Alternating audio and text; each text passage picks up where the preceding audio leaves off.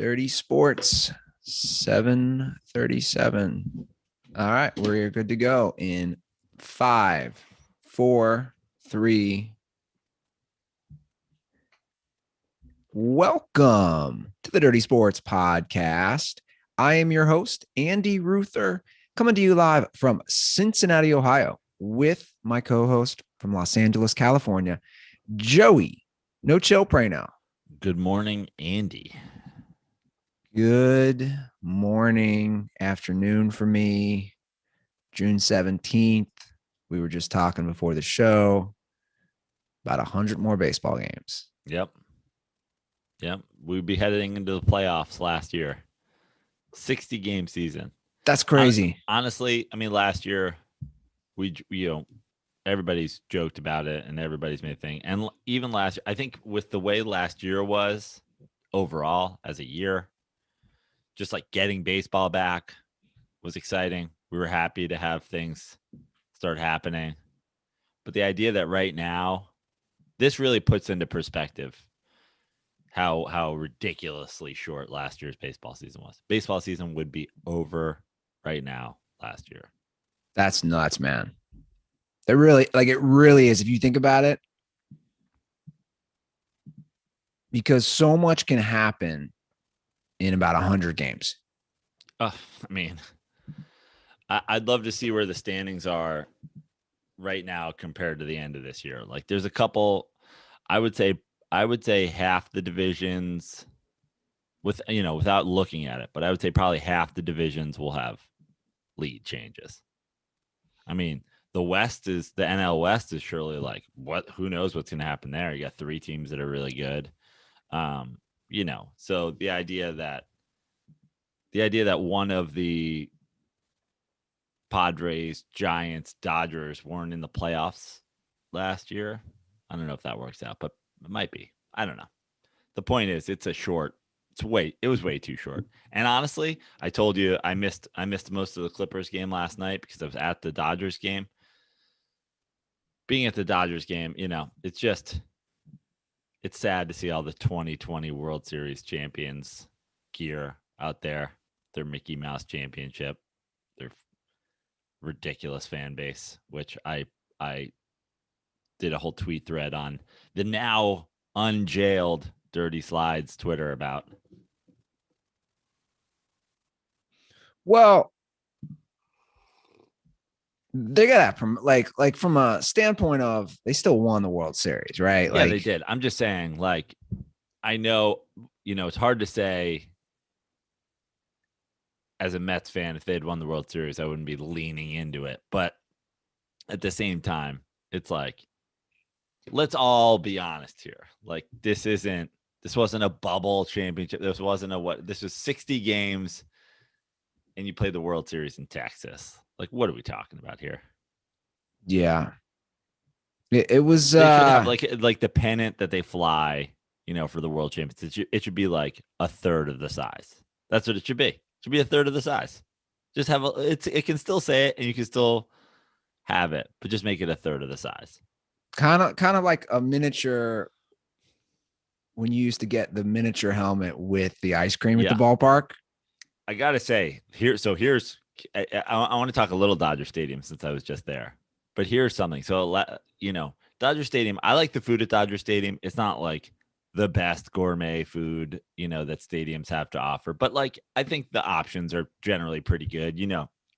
They definitely love their Latin based, the Montejo and the Modelo and the Strella Jalisco or whatever it is. And then, there's tacos everywhere and whatever. And the food's pretty good.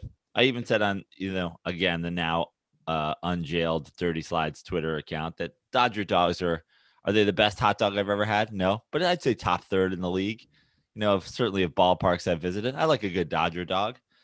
There, when we were waiting, there was a line and I was like, oh my God, is this a line for concessions?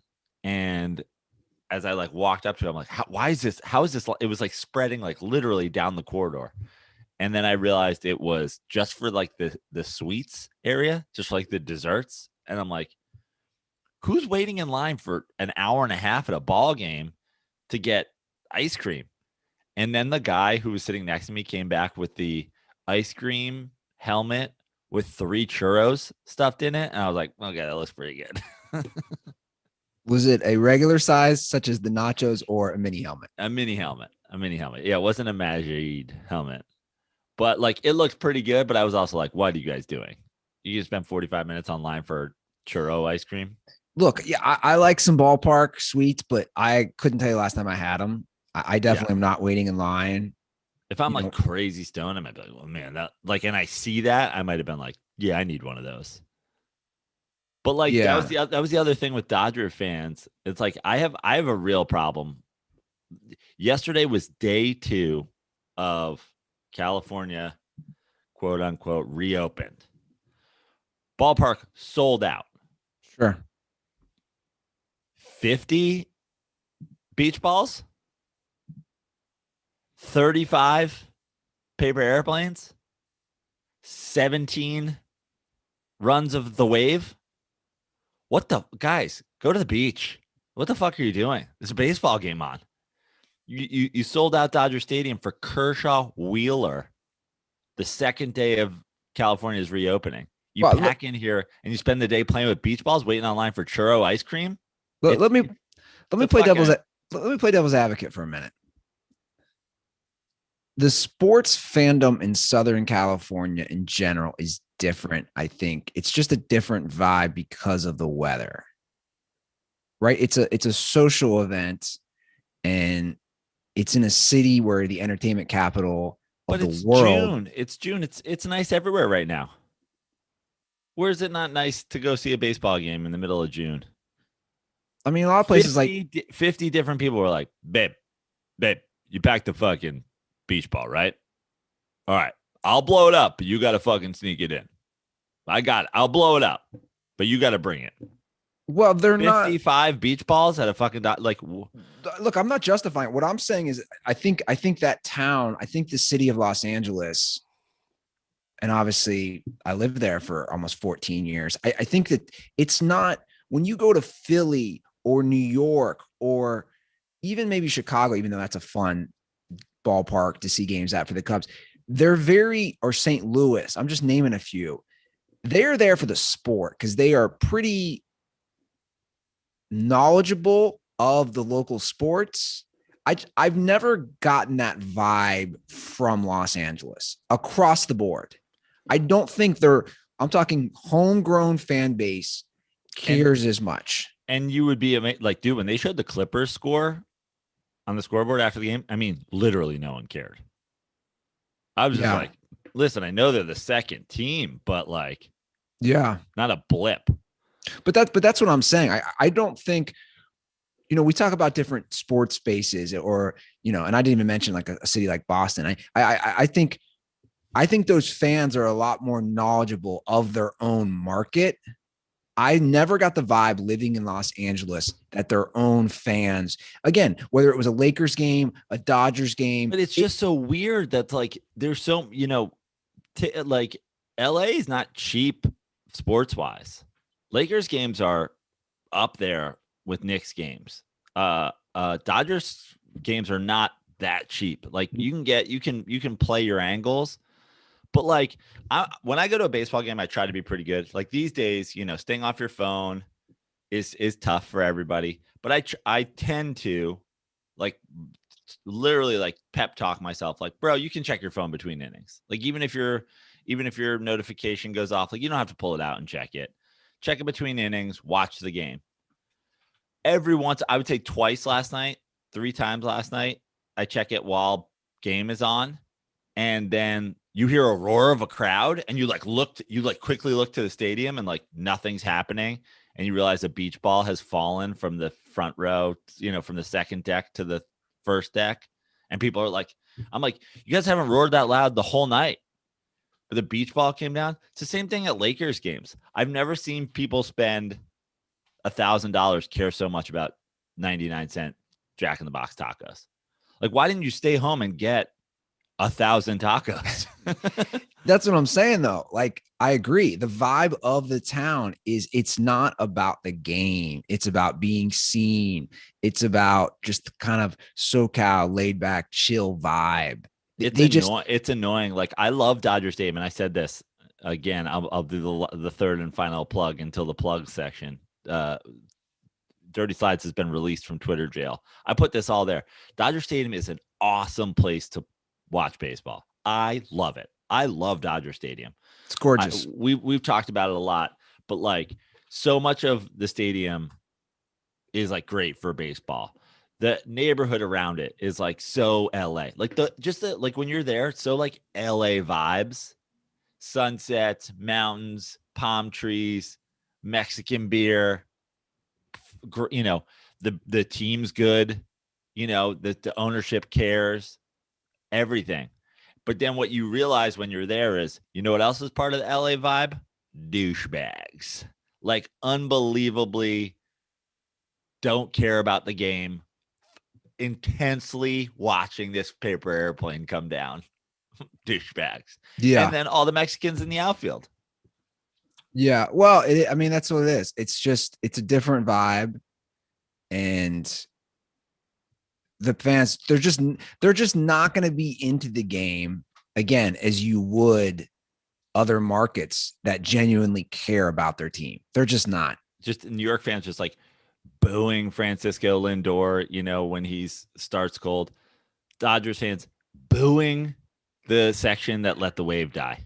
Booing them. And to be fair, though, to Los Angeles, ban the wave. It's a transplant city, you know. So who knows in that stadium how many thousands are people like us who don't really have. But you go and there's. I actually think Dodger Stadium I think it is like Dodger fans. I think those are Dodger. Okay. I mean, I saw more Mookie Betts jerseys than I've seen. Like I can't think of the last time that I saw so many people like on one guy on a team. Like, and Mookie Betts has been there 2 years. Yeah. Like they were like, we're in, you know what I mean? I feel like those are Dodger fans. Well, you could be right. And listen, I made a last minute trip. My buddy was last second. You want to go to the game? Sure. So he's like, we'll just go late. We'll get tickets. I was like, well, we're just classic Dodgers fans. We're just going to show up hella late. And we showed up. It was the top of the second when we got there.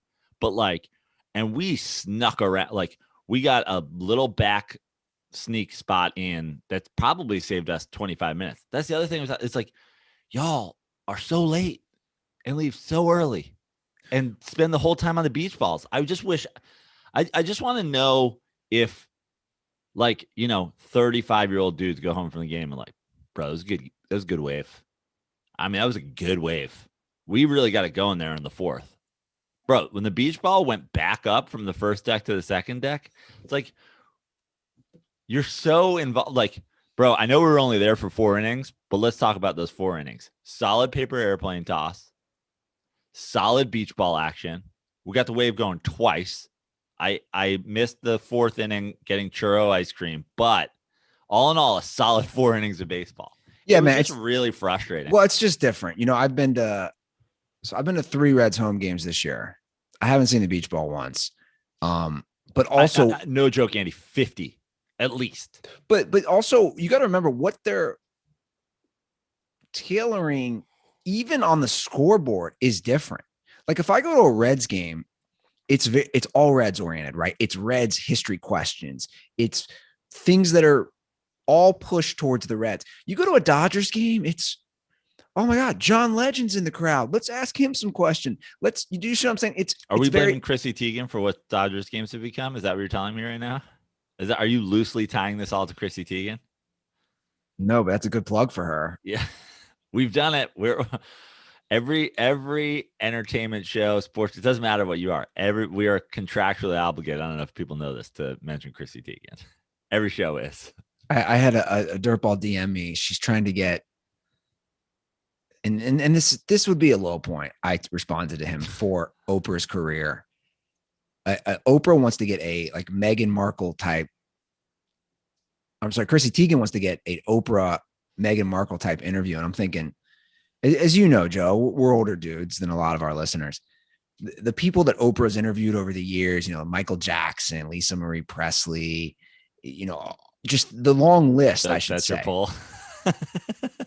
Michael Jackson. But my point is like that was huge, dude. Yeah.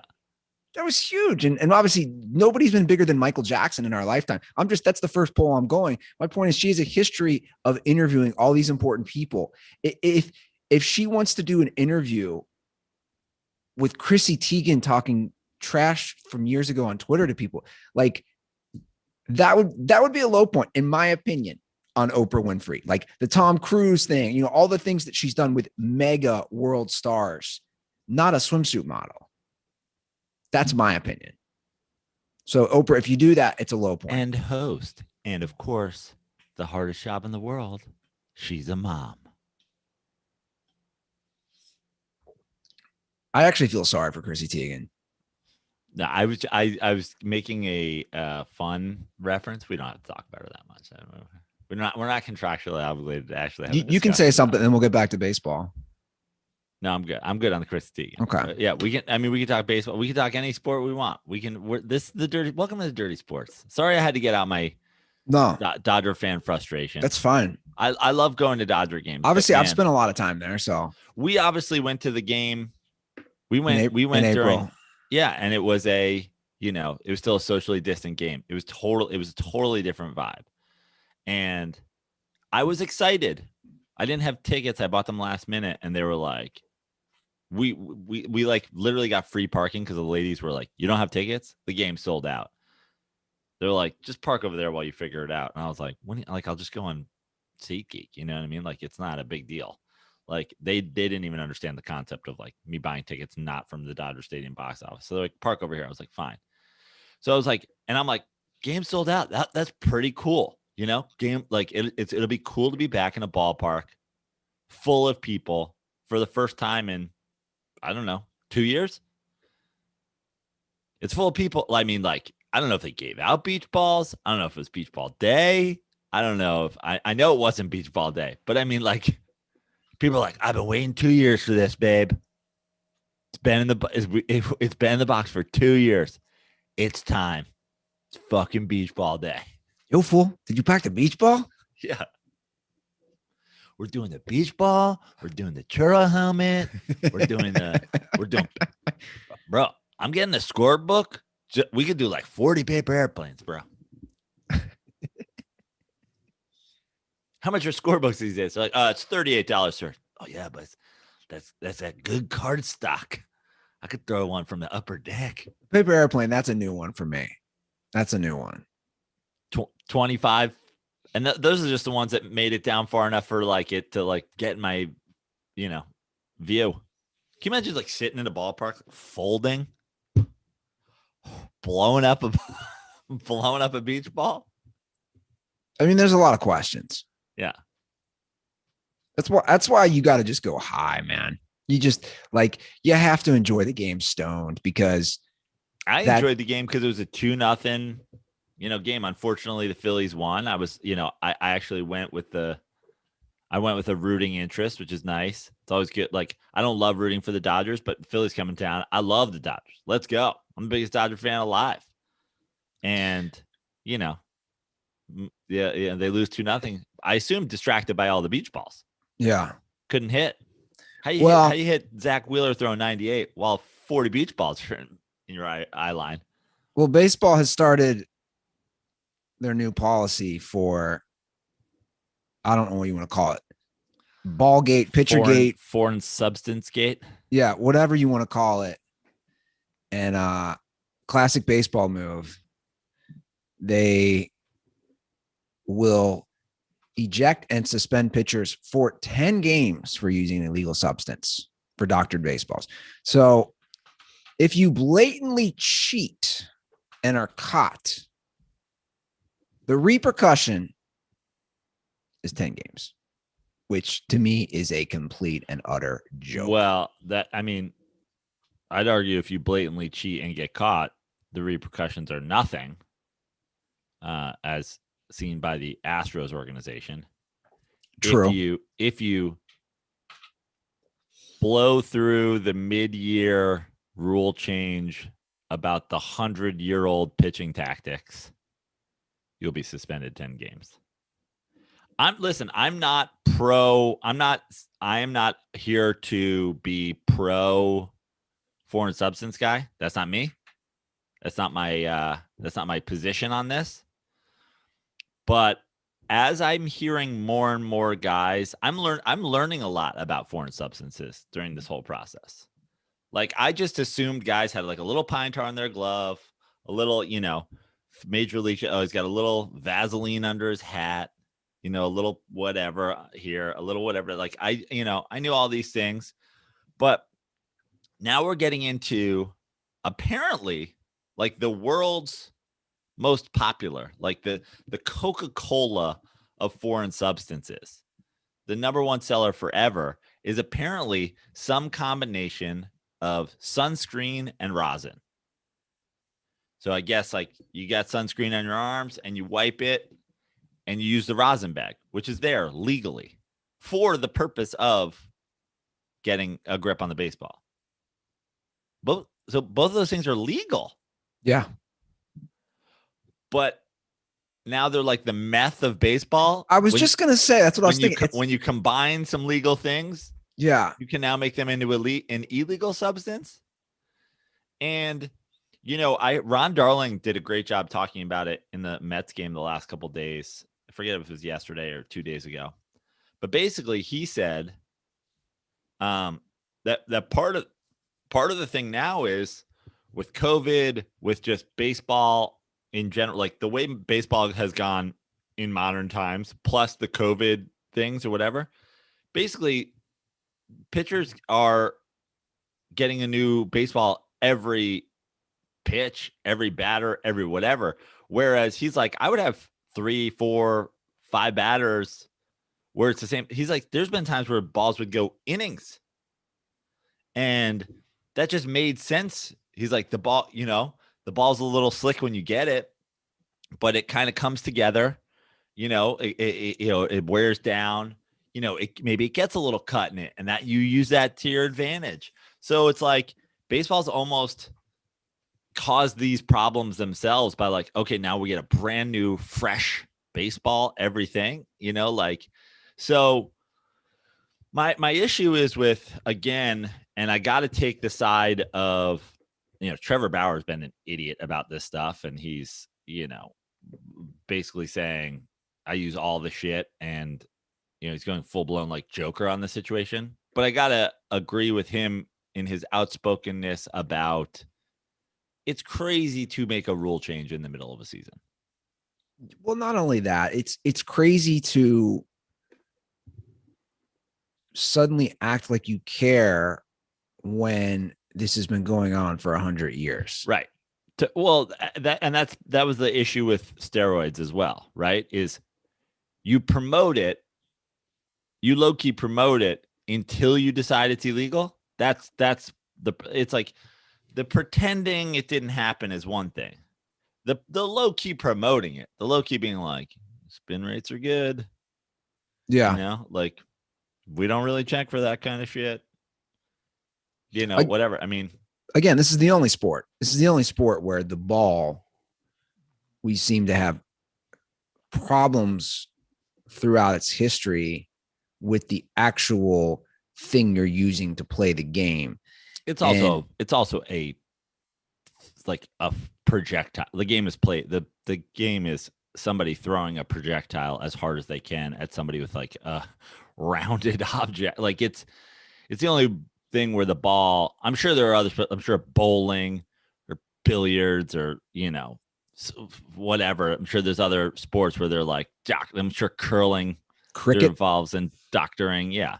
But yeah, certainly of the major sports in America, it's where you really see this. There's a lot going on, and you put this tweet thread for today's discussion, which I'd seen it, and I'd seen the headline. It's written by Ryan Spader. Ryan Spader woke up yesterday and chose violence. Yeah, he's a MLB analyst, author, statistician. Anyway, and here's the thing: he backs none of this up with sources. He does claim, he does claim that there's at least 2 sources for everything. At first, I'm like, okay, listen, I as a journalism major, like I show me your work, but at the same time, a lot of people whose opinions and journalistic integrity I do trust kind of threw out low-key supportive tweets being like, he knows what he's talking about.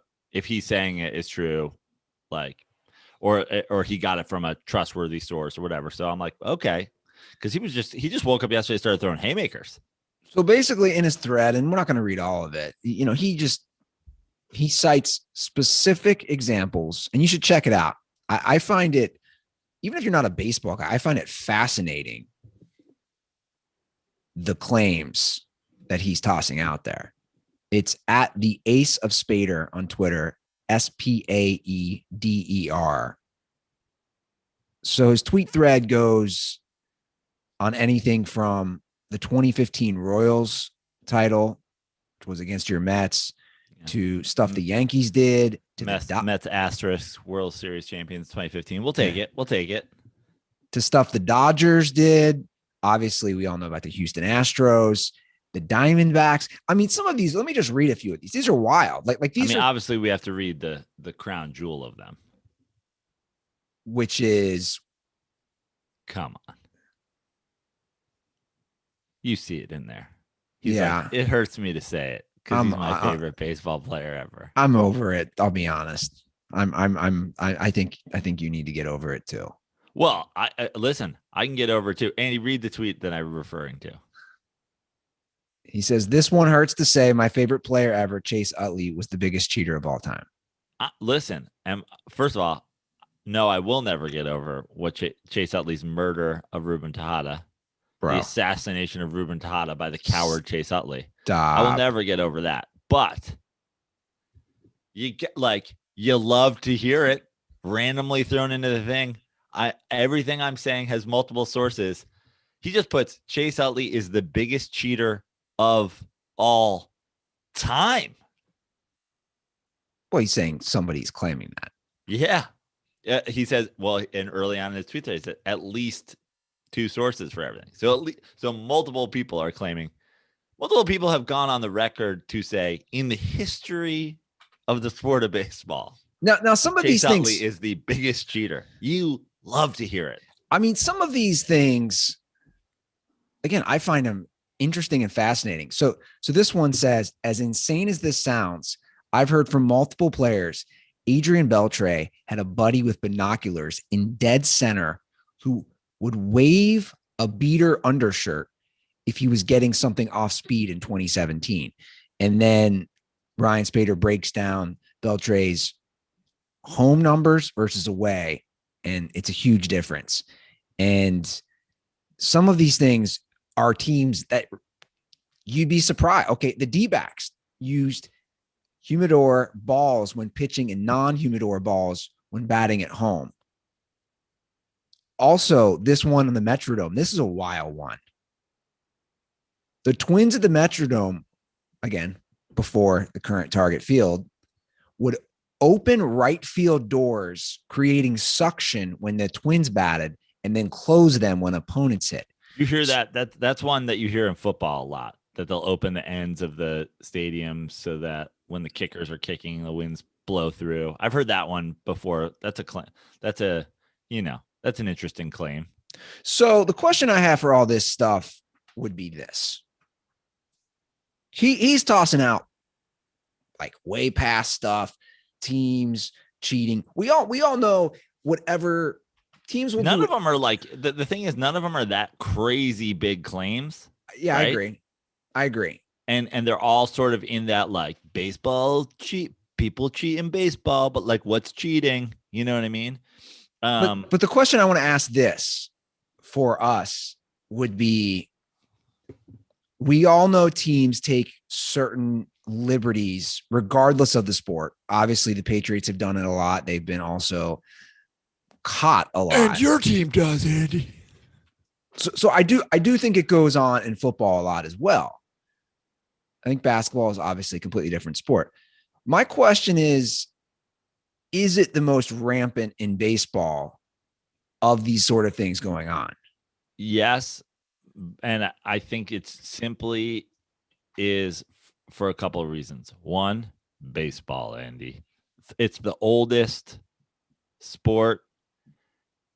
The further you go back, the more this stuff is totally like, I don't know, of the era. You know what I mean? Like, yeah, we're playing the blacksmiths today. Watch out, they put coal on their balls, and you're like, okay. You look at things guys were doing in the 1890s to get a little grip on a baseball when you're playing in Reading, Pennsylvania in a February spring training game. Like, and then that stuff, like we heard Garrett Cole say, gets passed on and gets passed on and gets passed on. So I think that one part of it is that you go back to how early it is, that it was a common thing to do then. It's not even that big a deal.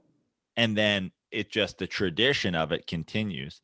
And then the second part of it is, again, like I said before, it's like, how much can you doctor a football? How much can you change? Like, how much does opening the corridors on things, like you're kicking 3 field goals a half, you know what I mean? So how much is it really affecting? I mean, adjusting the wind or the, humidity of a baseball that you're using throughout a game, like it's like it. And as we said earlier, 162 games. Like if you're like, we're going to cheat to get like a little edge over 162 games, it becomes, does it win you 2 games? Is that the difference between winning the pennant and not winning the pennant? Yeah. I mean, that's why I beg this question of how rampant it is versus other sports, and also where we sit as fans judging this. And Andy, like let's go back to like the 1930s. What would you say the 3 biggest sports in America are in the 1930s? In the 30s? Yeah. Baseball. Yeah. College football. I don't know. I would say baseball, boxing. Yeah, that's a good one. And horse racing. Yeah, maybe. That's basically the golden triangle of sports that are completely fucking rigged. Where there's a little cheating here, there's a little steroids there. There's a little, I got a hot tip on the World Series team and then 18-19 series. I got a hot tip on a 6th race. Lewis is going down in the 4th. Like, it's just all fucking old cheating gamblers. Yeah. I got a hot tip. Koufax is not going to have a good one today. Like, okay. But like, where does that leave us as fans? That's the question. Well, just enjoy that Jacob deGrom is superhuman and Shohei Ohtani is hitting 500-foot home runs and throwing 103, and yeah, but Acuna is a horse. But my counter to that would say, well, if the cheating's so rampant, how do I know some of these guys aren't getting tipped off, such as this tweet thread is pointing out? Well, I think that's the thing. That's the thing to appreciate about some of those guys, which is Jacob deGrom's tipping guys off every game. He's going, hey man, in the first inning, I'm only throwing fastballs, and he's striking out 3 guys every first inning. He hasn't given up a fucking run in the first inning since. He's also having some health issues I would be concerned about. Baby health issues. I think that's a whole other. I think the. Do I hate to see deGrom out after 3 innings of honestly one of the best first 3 innings of performance I've ever seen from a pitcher? A guy striking out 8 of 9 in driving in a run at the plate was insane. You hate to see him come out.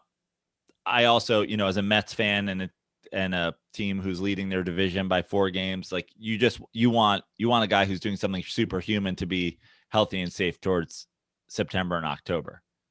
That being said, I think his shoulder soreness, which he has now also said he doesn't think is a big deal, is the kind of thing that Nolan Ryan was like, get some fucking tobacco spit and put it on my shoulder and rub it in. And they're like, what? He's like, just a little bit sore today. He needs that Mr. Miyagi. He needs that Mr. Miyagi rub. I think it's a better safe than sorry situation with DeGrom these days. They don't want to lose him long term. So when he comes out and he goes, my shoulder's a little sore, they're like, you're done. And I hate that. I hate it. But at the same time, I'm like, listen, I need the guy come the end of the season. So it's a difficult position to be in, but he's also, you'd love to see him get to finish that game. Real quick, back at the same time, the Mets win an easy one yesterday. So, well, back to the cheating real quick and all these different accusations. I would compare it because I struggle at times. I'm like, well, how rampant is this? I go to a lot of ball games. I don't want teams cheating. I don't, even my home team. I don't want cheating, but I would compare it to taxes in this sense. I think when people do taxes, most people manipulate any advantages that they can do to pay less taxes. I think overwhelmingly, I don't have a stat to back this up. I would say overwhelmingly, that's the majority of Americans. That's why I've always laughed about people coming at Trump, because I'd say everybody I know manipulates their taxes. It doesn't justify it. It doesn't justify withholding taxes. I want to be able to see what the president's taxes are. But that was always kind of funny to me, was like, whether it's Trump or whoever, like everybody I know tries to manipulate it to their advantage. So I think not me. I'm the Jose Canseco of taxes. I'm just like, I'm not fucking paying you, and check it out. Well, again, Bash Brothers. Yeah, but that's my point with baseball. I think I'm just using that as a common example. I think because I think a lot of times me Selig. Because I think in life we do that, right? We manipulate things to our advantage, and there's nothing wrong with that at times. That's why I just toss it out there. But that's a good comparison, because it's exactly what's going on today. It's some of these things have remained in the shadows for so long because we didn't have the media with a magnifying glass on everything. We didn't have people going like, yeah, but isn't it wrong? Shouldn't we talk about this? Shouldn't we talk about this? Like, and is there a way in the past, just some people saying, shouldn't we talk about this, doesn't necessarily get some steam. Now, every ridiculous little theory that somebody has a platform on gets a theme. So this is exactly what's going on with taxes today. People are going the same way people are going like, well, should baseball players just be allowed to cheat kind of like whenever they want with like foreign substances, or is that like, is it hurting us? Is it actually hurting the game? Like, let's talk about it. Let's talk about the fact that, there's no runs scored and the pitchers have so much of an advantage already. Do we really need to give them this advantage? It's the same way as people going like, shouldn't billionaires be paying the most taxes? Yeah. Don't they already have an advantage by being billionaires? Should they also not have to pay taxes at all? That seems weird. Seems weird that the poor people pay taxes, but the rich people don't. And people go, I mean, yeah, like, I don't know what you really say to that. Yeah, of course they should. And then a bunch of people tweet about it, and then whatever. I think the crazy thing about how baseball handles it is it would be the equivalent of baseball just did the equivalent of being like, hey, Jeff Bezos, you owe us taxes for the last 20 years. Yeah. And be like, whoa, hey, hold on. Hey, Amazon. Exactly. Hey, Amazon, I know you just moved your headquarters or another location to this state and you thought you were going to get tax exempt. Well, we lied. We need $200 million right now.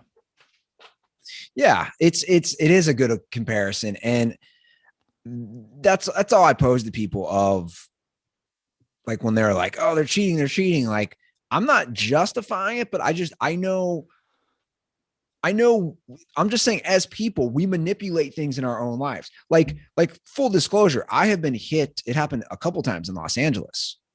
Somebody hits my car and they don't want to deal with insurance. And I get a quote for what the repair is going to be. And instead of actually fixing the car, because let's say it's just like an aesthetic fix, it's just a visual fix, and I pocket that money. Am I a bad person? No, you hit me. Like I had a girl do it who had been drinking a few years ago, and she was terrified. She was with friends. It was like 2 a.m. on Lincoln Boulevard. And I think that's another kind of comparison.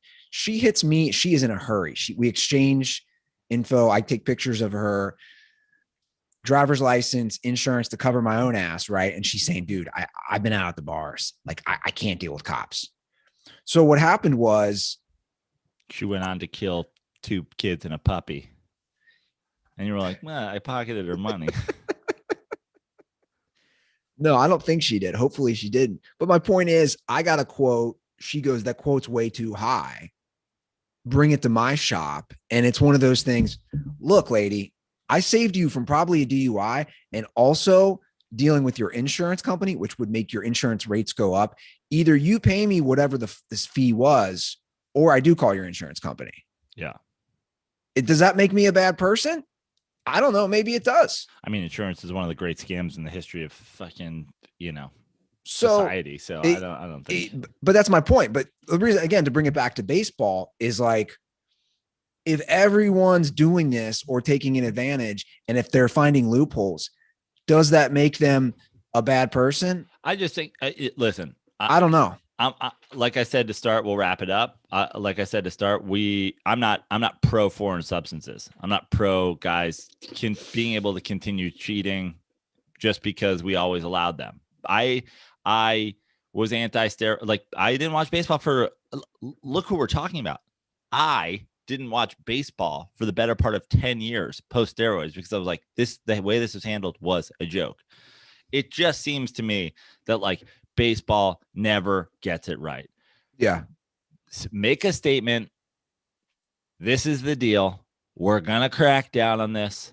You got the rest of the season to figure it out, because in the off season, we're going to talk about the baseball. And we're going to talk about, we're going to take some of our trusted players and say, what's wrong? Why can't you grip this? What's going to help that's legal, whatever. And we'll figure it out. But come spring training, we're not doing this anymore. You don't just in the middle of fucking June go like, I mean, when you see the out of context quote from Glasnow on the Rays about like, I got hurt because I couldn't cheat anymore. It sounds really dumb. But when you watch the 4-minute clip of him being like, I have to grip the ball harder and it hurts. I swear that I got hurt gripping the ball harder. Like, he's just very honest about it. And he's just like, I don't know what do you want me to do when every single guy is doing this? And I come in and I go, I can't grip the baseball. And they go, oh, this is what you used to grip the baseball. Not everybody's like that. Darling was talking about, he grew up in the Northeast. He played at Yale. It was cold. He didn't have trouble gripping the baseball when he was in the big leagues and they had professionally rubbed down baseballs, and it's August. He didn't have trouble with it. Other guys have not had. So it's like, to do it in the middle of the season and the way that they're doing it, it's just classic baseball. The last thing I'll say, steroids are legal. Now you're banned forever if you use them. It's like, there's got to be a process here. Yeah, the last thing I'll say, and we'll move on to NBA playoffs, is this is a top-down problem. This comes from the top as far as baseball, not just now, but going back to the Bud Selig era. They by far, in my opinion, I don't know. I know he's come under scrutiny from the NHL, Gary Bettman. I don't know enough about him, but from my perspective, baseball's had the worst commissioners by far of the major sports, from Selig to Rob Manfred. So that'd be my final point, is that this is a top-down problem and you have to be held accountable because you're the head honcho, you're the commissioner, and they keep effing it up, and it's on them. It's on them. And I've said the whole time, like why we're doing, why we're doing a Game of Thrones style, passing of power from one commissioner to, like, why are we not voting a commissioner in? Why are we not like, why is it not a former player? Yeah. Why is it not somebody who's been involved in baseball, like in the game? Sure. Bud Selig was an owner. Yeah. Rob Manfred's just his fucking black boy. Yeah. Like, it's just so gross. Like, and it's been going on. And listen, I go back to another point, and we just accept it because it's been going on for decades.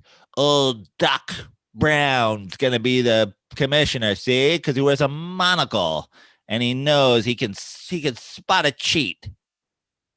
He's not going to let those Black Sox get away with it. He's got a sneaky monocle. He can see which teams are cheating. It's like, what method is this for us picking our commissioners?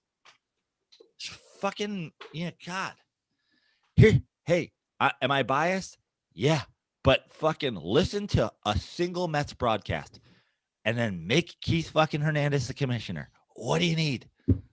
Or any of 500 players like him. Make fucking Mike Schmidt the commissioner. What's Steve Garvey doing today that he can't be the commissioner? Make fucking Cal Ripken Jr. the commissioner of baseball, although I think he might be a piece of shit. I'm not sure. Great ball player, though. Well, make literally anybody but Chase Utley the commissioner. And then that commissioner give Chase Utley the death penalty. Ban him from ballparks everywhere. Fucking Pete Rose is banned from baseball. The biggest cheater of all time is just going to games, sitting down the first base side, having a laugh with his kids. Old Pete. I got a comment before we hop into NBA talk. I got a comment on my own outfit. How great it's looking. How flashy and soft and also just cool looking is this Miller Lite t-shirt? It's not a t-shirt. What would you call this? I would say it's a basically Miller Lite Hawaiian shirt, a Miller Lite Bahama shirt, a Miller Lite beach shirt. I mean, it's perfect for Dodgers games. It's dad casual. Yeah, it's great. Listen, you know why it is especially perfect for Dodgers games? Because you should walk around in it going, you guys need to start serving these here. I get it. I see the vibe you're going for, but some people still like the greatest Pilsner ever brewed. We need to start serving more Miller Lite here. My brother had a few of us over to he has a pool, and I walked in wearing this on Saturday, this in swimming trunks. And he's like, Andy walking in with the Miller Lite / Weekend at Bernie's vibe. I said, yeah. Man. That's what this is all. And walking in with that Miller Lite drip. And that's kind of what that day was, a nice little family get together, grilled out. My brother always has Miller Lite stocked, and they were flowing for the adults while the hot dogs were flowing for the kids. And it was nice to get together with everyone. Like Joe said, guys, Miller Lite is the original light beer. They've been making light beer with great taste since 1975. It's such an easy choice. If you need some Miller Lite, get some right now because they're popping this summer. So next time you're getting beers with friends or family, make it Miller time. Luckily, you can pick up some Miller Lite pretty much anywhere they sell beer, or go to MillerLite.com/dirty sports to find delivery options near you. You don't even have to leave your house. Just go to MillerLite.com/dirty sports and you can have some delivered to your front door. It's Miller time. Celebrate responsibly. Miller Brewing Company, Milwaukee, Wisconsin, 96 calories and 3.2 carbs per 12 ounces. Okay. Miller Lite always delivers, never lets you down. Dare I say, Miller Lite is the exact opposite of Doc Rivers. Seriously, Miller Lite has never blown a 3-1 lead because Miller Lite's never led 3-1. They've only led 4-0. Well, here we are again. It's deja vu.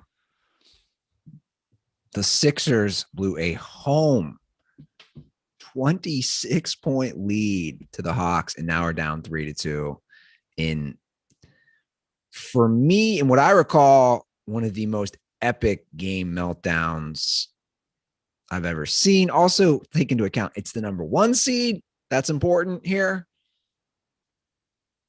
Doc Rivers, great. Like, listen, we've done the Doc Rivers, Dave Roberts comparison many a times on this show. I've talked about why it actually always pains me to criticize Doc Rivers, because he is a great guy. Doc Rivers is a great guy. He wears his heart on his sleeve. He's a player's coach. He's lovable. I like Doc Rivers. Been in the league a long time. Been in the league as a player, as a coach. Guys like playing for him. And this is where you get into the difference between a coach who's good for keeping everybody light, keeping everybody on point. NBA seasons are long. They're tedious. There's a lot of drama. There's a lot of 20-something millionaires in a little room, all sweating. There can be a lot of tension. He's a great guy. You like to play for him. Everybody loves a Doc locker room. But Doc can't coach his way out of a fucking paper bag from a strategic standpoint. And talent and chemistry and vibes, that's good for a 1 seed. But you need to know some strategy. Phil Jackson, I will argue, he's one of the greatest coaches of all time. But I will argue he's more Doc Rivers than he is Greg Popovich. And which is, Phil Jackson's the same thing. He leans into the vibe. He leans into the coaching. He leans into like everybody's friendly. We're going to work out the egos, whatever. Now, he also had some of the greatest players of all time for his championships. And he had a little bit of, he was a decent, X's and O's guy, but he's not the world's greatest X's and O's guy. He had some little nuggets that he liked, though. He had some little tricks. But Doc Rivers doesn't have the best players in basketball. And he's just also like, look at what when he had the big 3, he did win, but he won 1. He's just a bad X's and O's. He can't coach in real situations. That's my Doc Rivers take. Yeah, to me, I talked about, it starts in the top up in baseball. It's the same way in this game. It's the same way in these series. You have to put it on coaching. Obviously he's not out there playing. I know that's always a big debate, right? How much is coaching? How much is the players at fault? Where's how much is coaching? 26 point, like to me, losing a 26-point lead is on the coach. Is timeouts, is yes, protect the ball, is put guys in there. Listen, when you have a 26-point lead, if your stars are going to be if your stars are erratic, then get them the fuck out. There's guys on every team who can dribble the clock out. You're up 26 points. Yeah. It's ludicrous. How long is his resume of epic playoff failures at this point? And that's all that matters. Regular season means nothing. Means absolutely nothing. If you can't get it done when it counts. It does mean something, but the point is like, every sport, there's guys like this where it's like some of them are smart enough to have a guy who's their right-hand man and be like, yo, what do I fucking do in this situation? Yeah, a 1A. Yeah. Doc Rivers, he's a great guy.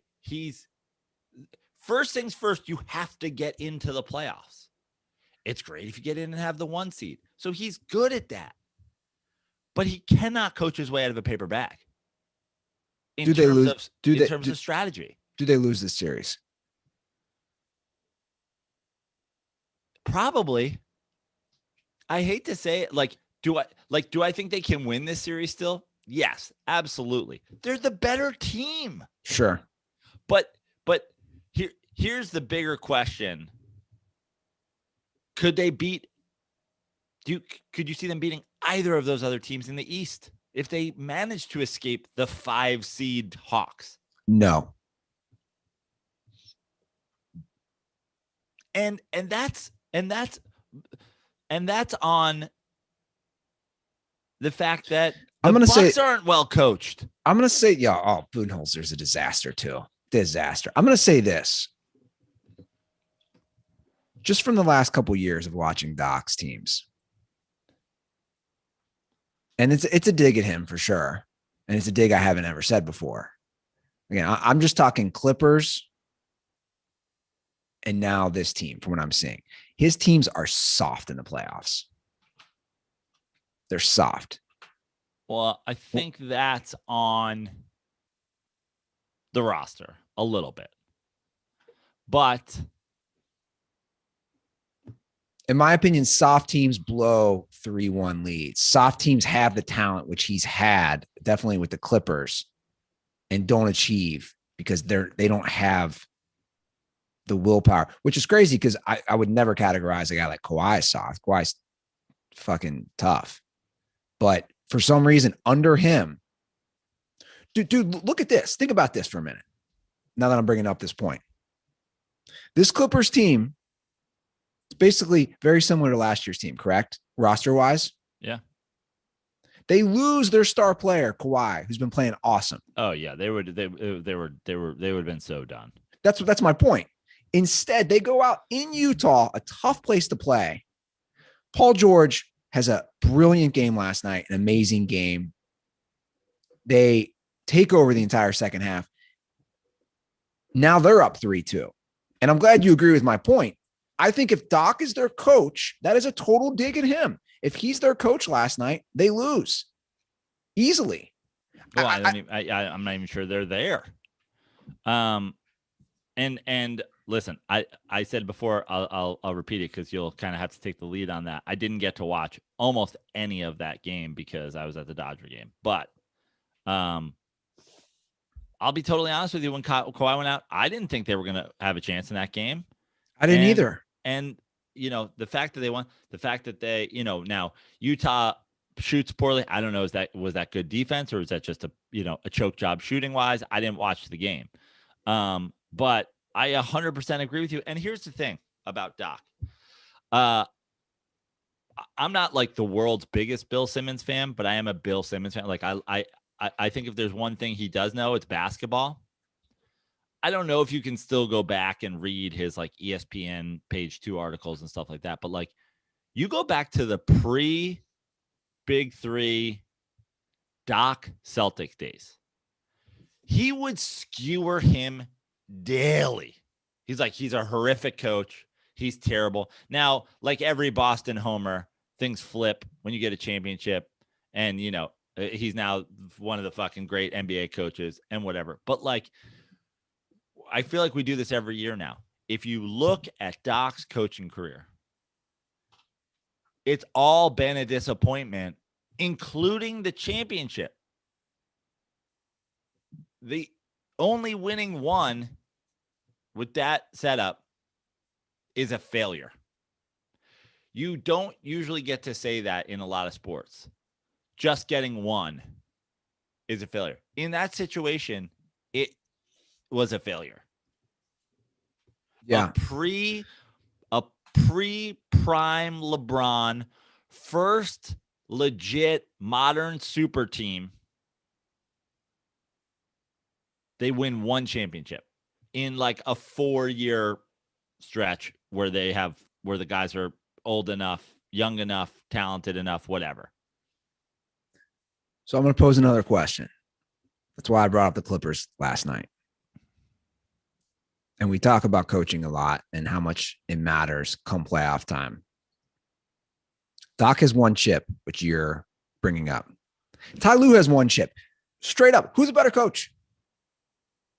Why is this not being discussed? If the Clippers somehow win this series,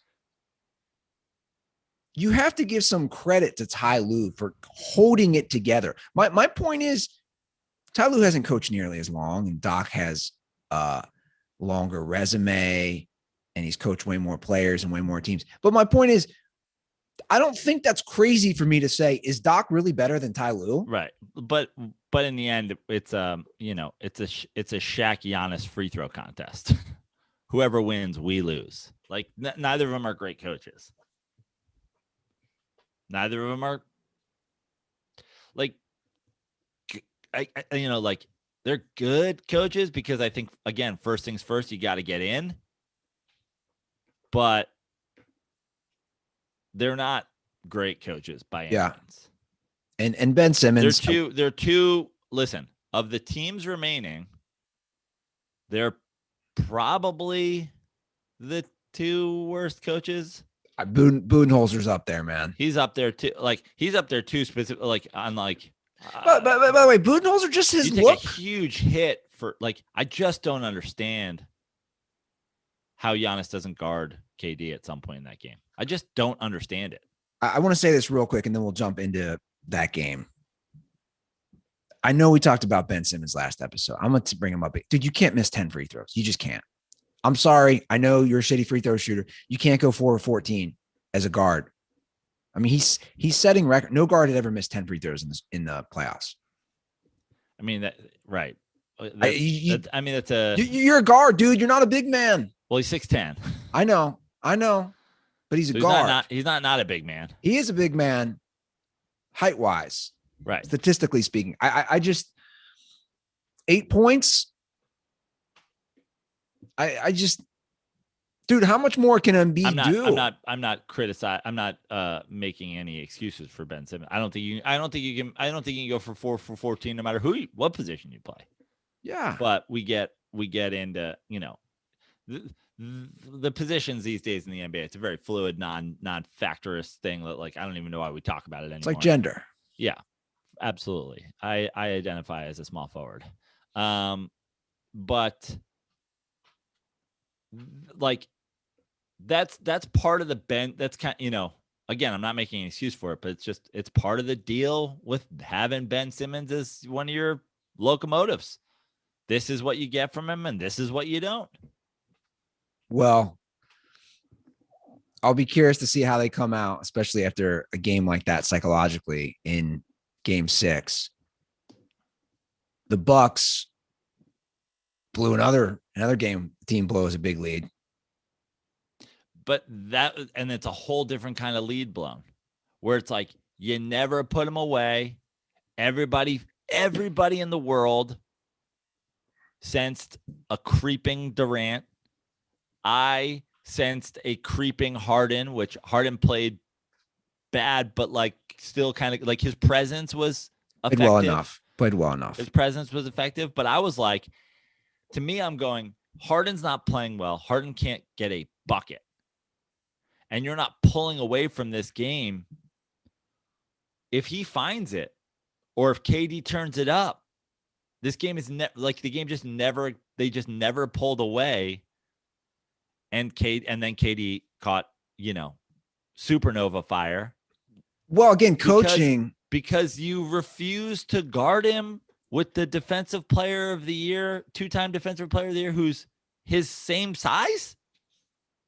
Not just that, but let's just start with just that. Like, okay. PJ Tucker does a great job on Kevin Durant. Kinda. He also has foul trouble the whole game. And you're kind of hiding PJ. Like, here's the thing. If PJ Tucker is your like KD stopper and he has foul trouble, then just like let him foul the fuck out. The idea that you're going to like hide PJ Tucker for like, what are you saving him for? And now you've got like Kevin Durant lighting up guards. Kevin Durant's 7 feet tall. Kevin Durant's minimum 6'11", Yeah. We act like he's a small forward. We act like he's a fucking shooting guard. He's 7 feet tall, and you have a 7-foot tall defensive player. Like, it's not like Giannis isn't like quick enough. Like, let's talk about just take me through your thought process that at no point, like, let me ask you this, Andy. Let's say the game was twice as long. At what point do you think he would have been like, okay, I will put him, like, if the game had gone to overtime, if the game had gone double, like, what's the over under on a number of points that Kevin Durant has before Budenholzer goes like, I guess I'll just try our best defender on him. 100 points, 75 points. He had 50 fucking points. Yeah. He had a triple double with 49 points. It was one of the best playoff performances I've ever seen. Watching live, he put the team on his back. No Kyrie, hobbled James Harden. Amazing performance by Kevin Durant. And I didn't think he'd be able to do that, and I was wrong. He had to be but he's the greatest shot getter in probably the history of the game. Arguably the greatest scorer. And you're guarding him, and he's 6'7" feet tall, and you're guarding him with fucking 6'6" guards. Yeah, he'd shoot. He just keeps shooting over the guys. It's ludicrous. And also offensively, the Bucks just stop jacking up threes. Giannis also has like a Mack truck problem where he just like gets the ball at the top of the key and either tries to run through you or shoot a top of the key three, which like, again, this is on coaching. It's like he is fairly unguardable when he has a head of steam. So why don't you get him in a position to get a head of steam? Why don't you get him on a wing? Why don't you get him at the top on a guy and like open it up, as opposed to this thing where we're just going to like stand around? Okay, if you get in transition, you can weave through people and push through crowds. Otherwise, we're just going to give you the ball at the top of the key by yourself, and you're going to pretend you're in transition. Go from zero fucking momentum to it's crazy. Just try to how he does that. It's the equivalent of my most hated thing in football, the shotgun draw. You're essentially going like, here's the ball, you're standing still, figure it out. Like whole dribble backwards to come forwards because he needs fucking momentum. Yeah, to get ahead of steam. Fucking Hot Wheels car. He's a stick shift stuck at the stoplight. He's gonna back up a little when he changes gears, and then he's gonna go full head of steam. But I brought up Giannis last episode about being the guy. When it came to the very end, Chris Middleton gives him a pass for a 4-foot shot. Maybe even he can dunk it from there. And he fumbled it. Game over. Yeah. Listen, I just think the question of can he be the guy is like a very complicated thing. And I defer to the simplest way I can put it. I think Giannis can be the best player on a championship team. Just because you are not a create your own shot guy doesn't, I mean, Shaquille O'Neal had Kobe Bryant. He had a create your own shot guy, but he was far and away the best player on those teams. Yeah. Now, if you don't have a guy like Kobe Bryant, and then listen, I'm a Kobe Bryant truther, but like he was a great player. Sure. And he's a great shot getter. And if you don't have, if they take away your offense, he can be your offense. And the Bucks try to find that guy, basically on any given day. They try to figure out who that guy is for them. It's not Giannis, and that's fine. Can he be the best player on a championship team? I think yes, but it takes the right supporting cast and it takes a competent coach, which they have. They don't have a competent coach, and they have kind of ish the best, they kind of ish have a okay supporting cast, but you probably still need a bucket getter. Budenholzer, I know some guys don't look like coaches. There's a fair amount of them in the NBA, but I swear to God, when the camera's panned to him, you just say, dude, you look like somebody who'd be on the show Cheers. Yeah. Like you just got off the shift. Bud. Yeah. You just got off the show or you just got off your shift from work. You're going to the local bar. You're going to have a nice cold Miller Lite. Dude, you do not look like you should be coaching in the NBA. Between your body and your look and your facial expressions. He looks like a working commercial actor. Yes. He's like the best combination of like Matt McCarthy and Dennis Gubbins. Yeah. Like he'll sell you some fucking. We should do a Dirty Sports sketch where Dennis Gubbins played Budenholzer. Yeah, like he's trying to promote some sort of fixture for your house or some sort of handyman like that. He's coming in to fix your pipes. He's not giving you a scheme to win an NBA playoff game. He's telling you about the wonders of carfinder.com. Yeah, exactly. I don't know. I think he's a bad coach. I mean, I just think the thing about a coach like that, or the thing about a performance like that is like the whole world. I mean, if you look at CJ McCollum was tweeting about it and Draymond was tweeting about it and whatever, like these guys are just like the whole world's going like, have you thought about trying something else on Kevin Durant? Like it's when it just comes down to simple shit like that. Kevin Durant's got 50. Have you thought about, I don't know, changing your defensive strategy? Well, it's the definition of insanity, right? You just keep doing the same thing over and over again, expecting different results. And it's not going to happen against arguably one of the best scorers of all time. Of all time. He's going to shoot right over the little guys every single time. He's going to shoot over big guys too. But what it comes down to is like, Kevin Durant is a freak. So it's tough to find somebody to guard Kevin Durant. 100%. But I would definitely, if I needed somebody to guard a freak, I would definitely go with the guy on my squad whose nickname is the Freak. Yeah. Makes logical sense. I'm excited for tonight's game. I'm like, my thing with these games, like, I don't even know who I'm fucking rooting for in this I don't either. series. I don't either. I'm rooting for a good series, so I'm rooting for the Bucks tonight.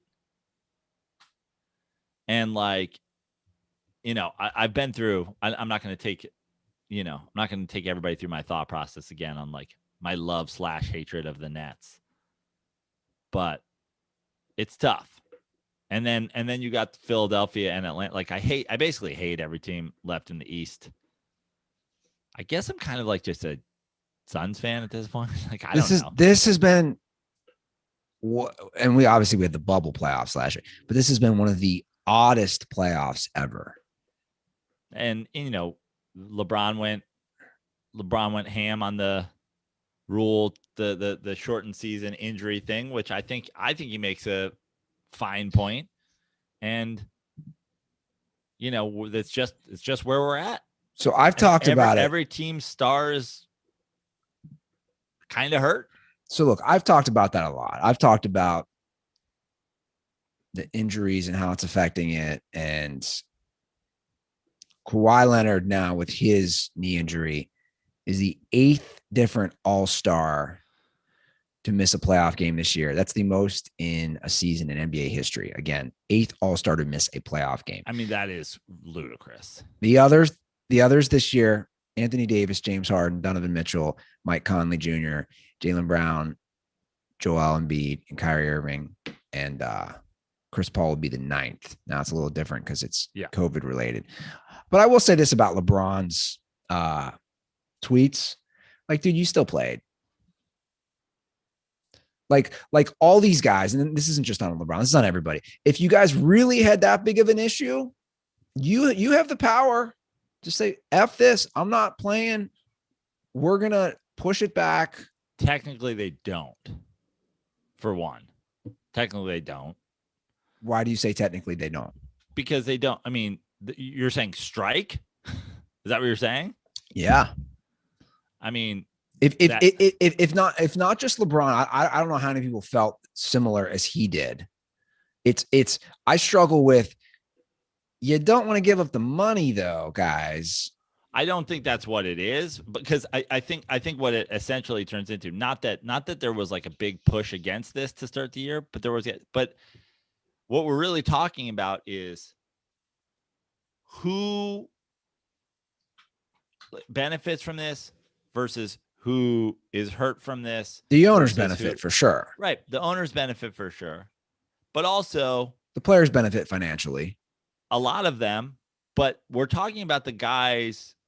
We're talking about it certainly hurts fans and it hurts competition. 100%. But we don't care if Kevin Knox isn't playing. We don't care if Seth Curry isn't playing. We care if Steph Curry isn't playing and Kawhi Leonard isn't playing. Those guys are like the 8 players we just named as all-stars. They're the league. They're set, but they're also set for like they're not playing for the money.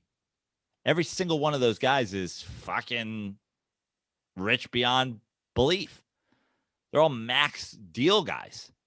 So, what happens in labor negotiations is that you ask those guys to think about the guy who makes $400,000. You ask, you're saying we're a union of players. We're not just the 8 stars, the 12 stars, the 15 stars, because those guys live in a whole other atmosphere than the guys who are on a 1-year deal, on a 10-day deal, on a 2-year deal, on a show me deal.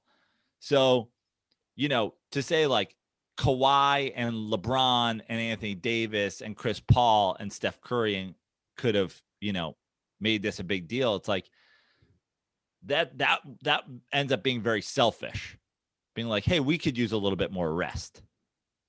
Now, the thing that the NBA did that's also kind of reckless is like they forced the season in.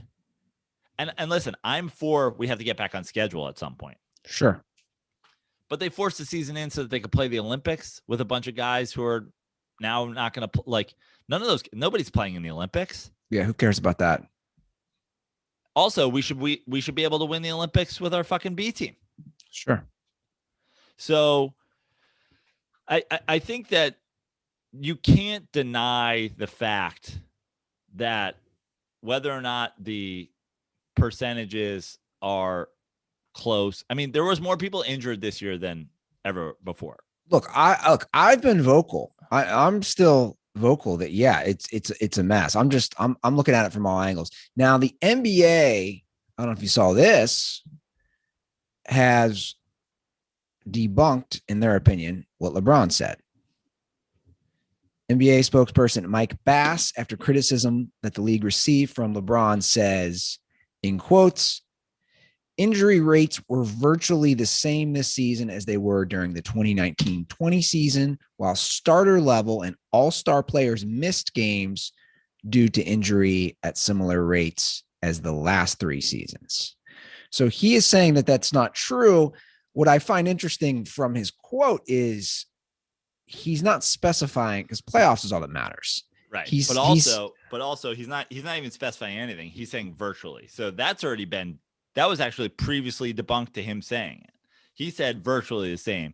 The average number of players sidelined by game due to injury, not COVID-19 illness or rest this season, was 5.1 on both teams on your average game.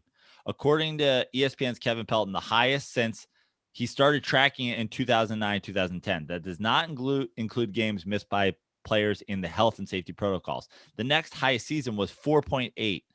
So 2020-2021 season was 5% higher in the total number of players more injured in the regular season. Like, to say virtually the same, first of all, it's the most. Second of all, it's 5% higher. The increase was even more pronounced when focusing on the league stars. The season's all-stars missed 370 of a possible 1,944 games, 19%, the highest in a season in NBA history, according to the Elias Sports Bureau. They missed an average of 13.7 regular season games. So he's lying each this year. So he's lying.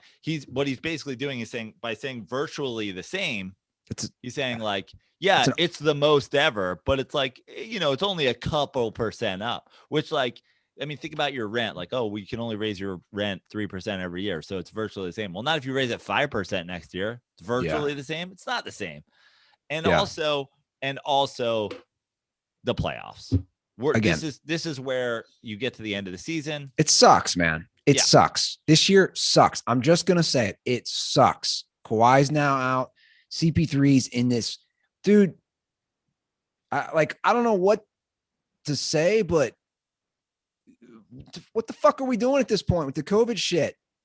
The hottest team, arguably the hottest player in the playoffs. He's going to miss one game because they're not going to play for a week. He shouldn't miss any games.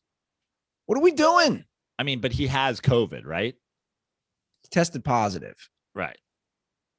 So, I mean, listen, I'm essentially in agreement with you, but now we're going kind of back to the baseball thing. So think about the teams this year who lost games or missed games or whatever because players had to miss it because they were in the COVID protocol, even if they didn't have COVID. Now we're just Chris Paul got COVID during the playoffs and we let him play. You just can't do it. Yeah, it's the same sucks. thing. And I got to say, listen, I'm not a big golf guy. And shout out to Tug Coker, who I think started a new podcast. Maybe he talked about it on there. John Rahm fucking, was served a pile of shit and he ate it with a spoon in his press conference. He's like, I was stupid. I should have gotten vaccinated earlier. It's crazy that I lost the tournament because I didn't. It's 100% on me. There was rules. I knew the rules. I knew the chances that I was taking by not getting vaccinated. I didn't. I got COVID. It cost me a tournament. Now, Chris Paul may or may not have been vaccinated. Like, I don't know. I can't keep up. Sounds like he still has COVID. Yeah. Whatever. Listen, Chris Paul's probably not infecting, but then there's also we don't know who is vaccinated or who isn't vaccinated. So Chris Paul isn't vaccinated. And then you got whatever. Listen, we all can talk about, the likelihood of a 25 to 35-year-old world-class athlete even getting sick from COVID at this point, from everything we know. But the bottom line is there's rules. What if you're the fucking team that just missed the playoffs by one game because, whoever had COVID or was in the protocol? Now we're just going to say, well, Chris Paul's got COVID and we're going to let him play. You just can't do it. It's the exact same thing we're talking about with baseball. You can't just change the rules in the middle of the season unless you're baseball and you're the worst run fucking professional sports league. Yeah. Well, the injuries is a mess. It's completely affected, especially from a viewing standpoint. But it's still a championship, right? Like we're not treating this like it's a bubble championship. We're not treating this like it's a fucking asterisk championship. No, because everybody had to deal with it. It is what it is. But it is interesting. But it sucks for us. But again, the numbers don't lie. The teams going far right now didn't go deep last year. Right. And the teams that went deep last year didn't last. And that's what I'm saying. There's certainly a, link between those teams that had to play deep into the bubble because remember, you were also stuck there. September, man. Till you were released. It was September. Yeah, you couldn't leave till you were released. They turned around. They came back in December. Like, when did they come back? December? November? Like, it turned around so fast. I mean, it's very obvious that and we talked about it, and I talked about it a couple of weeks ago, but it's very obvious that the teams that went far, but also the teams with guys that are kind of run by older players, with the exception of Chris Paul, obviously, who's the elder statesman on a team full of 24-year-olds. They struggled way more than the younger teams. This is why the generation shift to these younger guys has been put into fast motion because you guys got to play basically 2 seasons back to back. Listen, COVID fucked up a lot of shit. Yeah. Real quick. This is news that is not new. It is news, but it's breaking. According to The Athletic, multiple sources have told the publication that certain members of Zion Williamson's family want him on another team. They're already not happy with the players that they have put around Zion. And this, bro, I know. And then obviously, Van Gundy, the coach, was already fired yesterday. I mean, it's news. It's trending right now on Twitter. Well, I just want to look up something here. Right now, Zion's the number 4 trend in the United States. So here's what I'll say. Scored 27 points a game this year on 61% shooting, 7 rebounds, 3.7 assists, and New Orleans. I mean, obviously they didn't make the playoffs. What was their how close were they this year? What was their record? I'll pull it up. How bad were they? They were, let's see here. They were bad, man. They were 31-41. They were bad. They weren't. That's bad. It's 10 games under 500. They were tied. They were tied with Sacramento for the 11th, 12th spot in the West. And dude, that's out of 15 teams. So it's not good. I'll say this. I'll say 2 things. First of all, I don't think the Pelicans roster is that bad. Second of all, yes, Stan Van Gundy should be fired. What are we doing with Stan Van Gundy on that squad? That was a reckless hire in the first place. I don't think their roster is that bad. Zion's going for 27 a game, and you're 10 games under 500. I hate to say it. I mean, there's only so much a player can do. But you're Carl Anthony Towns so far? You're a young Kevin Love? You're if you're doing this and your team's not winning, I just don't think you can just in year 2 be like, well, then we should be fucking good. Yeah. So make yourselves good. LeBron's got fucking Mike Brown back in the day.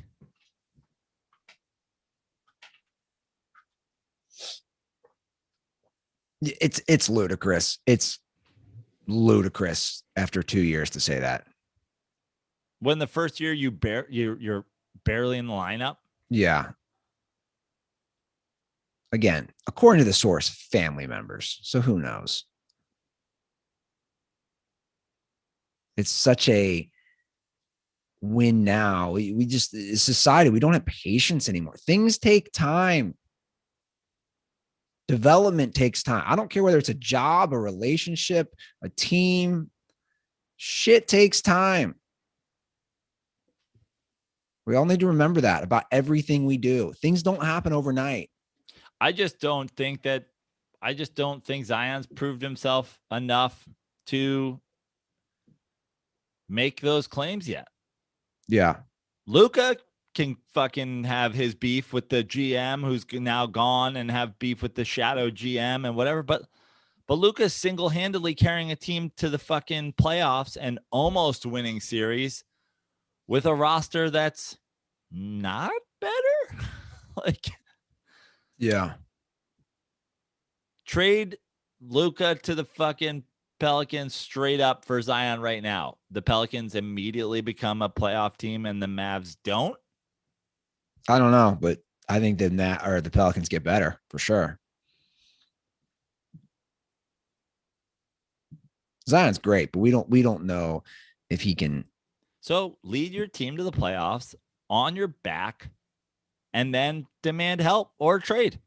Yeah. like Anthony Davis did when he was in New Orleans and won a fucking series. Wasn't he out though? Wasn't that when Drew Holiday was going off? Yeah, but Drew Holiday was going up, but Was he playing? Davis was playing. Okay.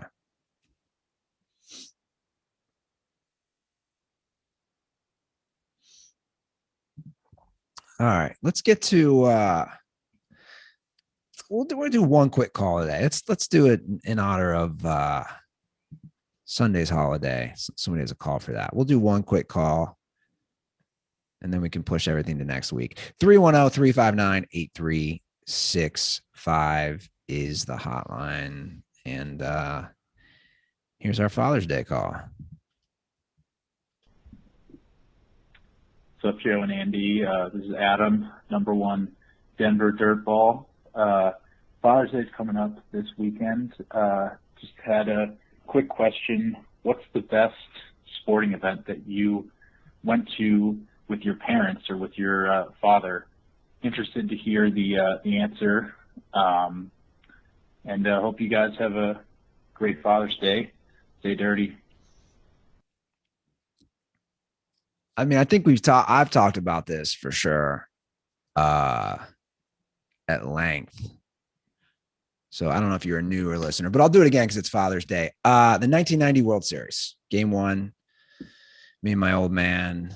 I can still feel the energy of that stadium, and it brings me great memories seeing the Reds win 7-0, and the only World Series that I was a part of my entire life. 8 years old, little degenerate Andy going to the game. That's hands down. Like, it doesn't even come close. But we talked about it after my father died, after Walt died. Like, I love sports because of my dad. So the connection that I have personally with going to, it was first Reds games, then Xavier games, not so much Bengals games, but obviously I rooted for them too. It's like my interest in sports and my love of sports was facilitated by my dad. And also he encouraged it, which was pretty awesome. And, that's for me, like something I'll never be able to replace. If I have kids someday, and I'm sure you're the same way, Joe, like the thought of, we talked about it earlier, baseball, but the thought of taking a son to a ball game, there's just something special about it. There really is. Yeah. My dad wasn't the world's biggest sports fan. When he passed away, I talked about that in his eulogy. Not the biggest sports fan, but had little pockets. One thing, I mean, Euro 2020 is going on right now, and when the World Cup happens, that's always something like that's when my father's sports fandom always hits me the hardest, because he was a huge Italian national soccer fan.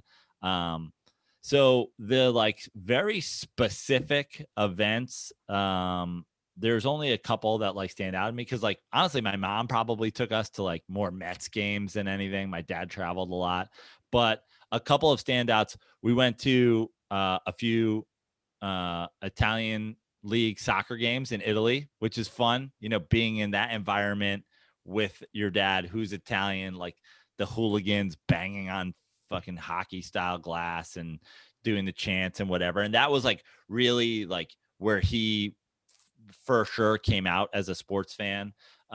He took me to plenty of ball games too. He took me to plenty like Mets games, the occasional Mets Yankees game. There used to be a thing. The Mets used to play the Yankees every year in the in one of their stadiums right before the season started, prior to interleague play.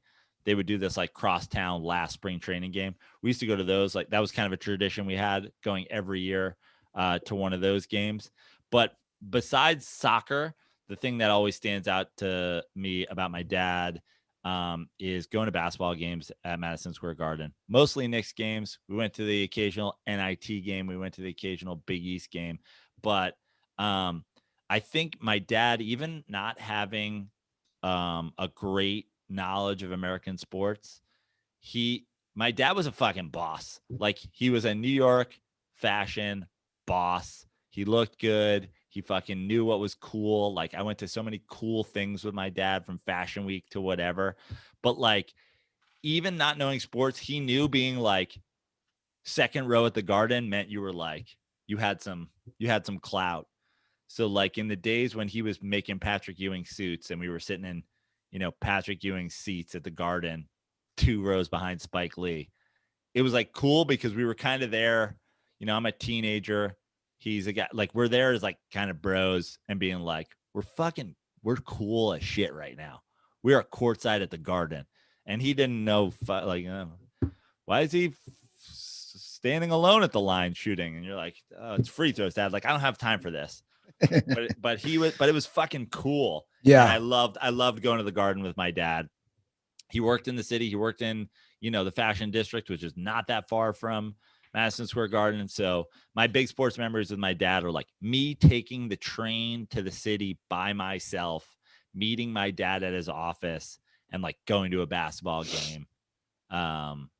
Like it's just, I mean, the idea these days of putting like a 12-year-old on a train to New York City and then having them get off and walk around like Penn Station or Times Square fucking on their own.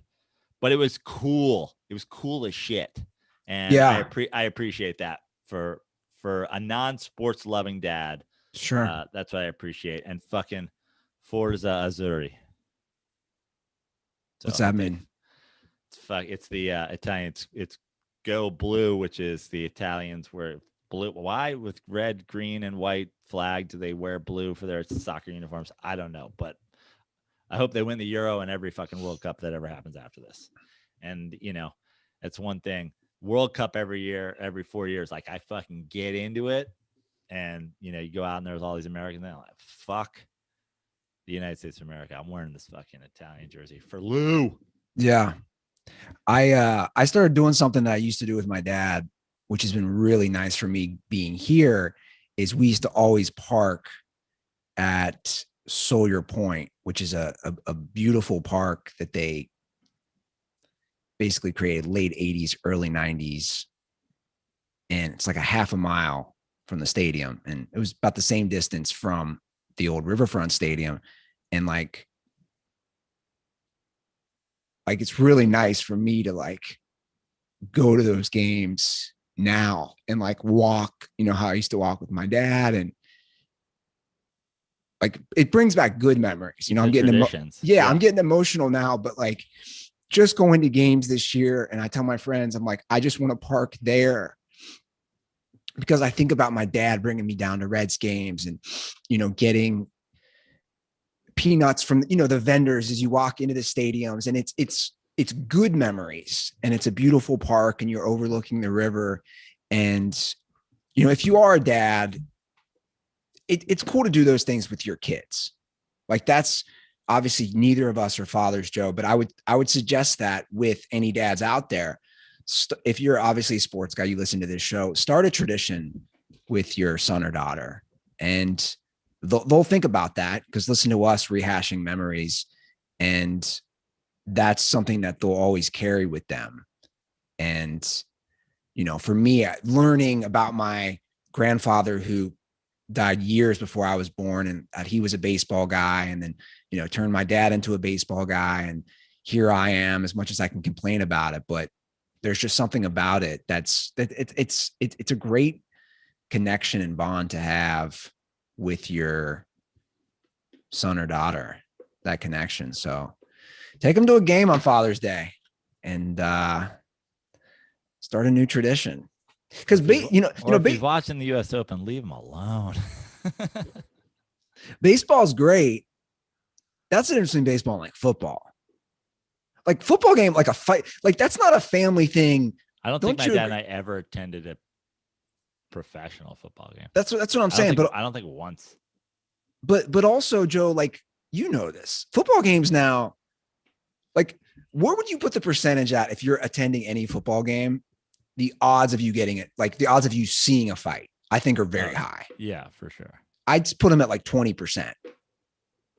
That's that to me. That's the difference. Of baseball has still maintained the friendly family vibe, where football is just out of control. And apparently now NBA, if you're wearing a jersey, you might be getting in a brawl. Yeah. Take a page out of Lou Praino's book. Don't wear a fucking jersey without a shirt on underneath. Wear a fucking suit to the game. Well, appreciate the call, bringing me down memory lane. 310-359-8365. That's the hotline. We'll get to some more calls next week. It is Father's Day, so enjoy it. Tell your dad you love him. Give him a nice card. Or, I don't know, take him to dinner. Just do something nice, whatever you want to do. Yeah. And, Andy, since we're getting into plugs here, I always say, I don't know who sticks around, but like this is a nice segue into, I'm going to push this charity again for the next couple months while these walks are coming up. But the End Child Abuse and Neglect, we just talked about, we both just basically made with our trips down memory lane, colorfully showed you why neither of us dealt with child abuse or neglect. We had pretty great parents, and not every kid has that. And also, some who do get abused or neglected by other people. So there's walks in Columbus, in Colorado, in Dallas, and out here in Los Angeles. And I might be forgetting one. But if you go to endcan.org, you can sign up to volunteer. You can sign up to walk. So shout out to the dirtballs who have already reached out to me. Mark, who's going to Columbus, and people have said this is something I've dealt with, or this is something I help out with right now. And so go check that out, and you'll hear more about it as those get closer in September and October. And then follow me on social media. And I'm doing shows down in Escondido again this Saturday. So I'll be at Grand Comedy Club in Escondido, opening for fellow Mets fan Chris Frangiola on Saturday, 2 shows. And then, follow me on all the shit. Cool. Well, I'm sending out some koozies. Again, like Joe said, who knows who's sticking around, but if you are here listening, drop a iTunes review. I shouldn't even say it. They're not even iTunes anymore. iTunes doesn't exist. I got to get that out of my vocabulary. It's just podcast, Apple Podcast. Yep. Drop an Apple Podcast review. Leave your Twitter, Instagram handle. I'll reach out to you and get you 2 free koozies in the mail. If you don't have Apple, you can email me at andyruther45gmail.com, and I'll be a nice guy and send you koozies as well. Okay, that's the show. Thank you for sticking around, guys. It's been a good one. Enjoy the NBA playoffs. Can't wait to see who gets injured tonight. Drink some Miller Lite. If there's one thing I know, it's that when you're drinking Miller Lite, you don't get injured. I don't know if they officially want me to say that, but probably not. But that's all right. Damn. Also, send a pic of you drinking Miller Lite, or if your dad doesn't want to be at it, a couple of Miller Lights. Yeah, some Father's Day Miller Lite drinking. Also, check out Andy's shirt. Like Miller Lite, I gotta say, Miller Lite's merch game is strong. Get your dad some Miller Lite merch gear. Yeah, dude. By the way, did you see what they're doing for Father's Day? With the New Balance, the New Balance koozie. Yeah, that is boss. It's pretty cool. Not gonna lie. The koozie that looks like a New Balance dad shoe. Yeah, I need to get one of those. Yeah. Now that I'm basically full dad without being a dad. All right, guys. Much love to all the dirtballs out there. Have a great weekend, and as always,